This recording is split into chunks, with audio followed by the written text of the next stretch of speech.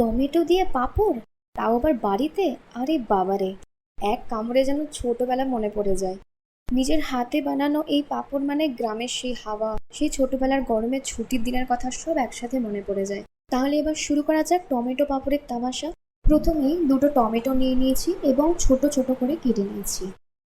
এবার টমেটোগুলো কষিয়ে নিচ্ছি ভালো করে। এক বাটি চালের গুঁড়ো নিয়ে নিচ্ছি, এতে ছোট 2 চামচ নুন দিচ্ছি, ছোট 1.5 চামচ লঙ্কা গুঁড়ো, ছোট 1.5 চামচ চিলি ফ্লেক্স, ধনে পাতা কুচি এবং বড় 2 কাপ জল দিয়ে দিলাম। সব শেষে সমস্ত উপকরণটা মিশিয়ে নিচ্ছি ভালোভাবে। এবার তৈরি করা উপকরণ গ্যাসে বসিয়ে দিলাম। টমেটো পেস্টটাও দিয়ে দিলাম, আরও 5 কাপ জল অ্যাড করে দিলাম। ভালোভাবে গাঢ় হয়ে আসা অবধি কন্টিনিউয়াসলি নাড়িয়ে যেতে হবে যাতে তলা না লেগে যায়। গাঢ় হয়ে এলে ঠান্ডা করে রোদে শুকোতে দিতে হবে। একদম পাতলা গোল শেপ বানিয়ে এটাকে দিতে হবে। খুবই ইজি।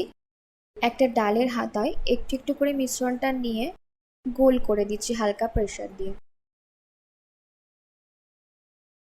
ভালোভাবে রোদে শুকিয়ে গেছে দেখো।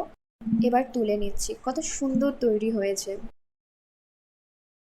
কড়াইয়ে তেল দিয়ে একটা একটা করে ভেজে তুলে নেব। নিজের বানানো টমেটোর পাঁপড় সবাইকে পরিবেশন করো আর ছোটবেলার স্মৃতিগুলো তরতাজা করে তোলো। থ্যাংক ইউ সো মাচ সবাইকে। সকলে এত ভালোবাসা দিচ্ছ আমায়। সবাই এভাবেই আমার পাশে থেকো আর লাইক শেয়ার করে চ্যানেলটা সাবস্ক্রাইব করতে ভুলো না কিন্তু।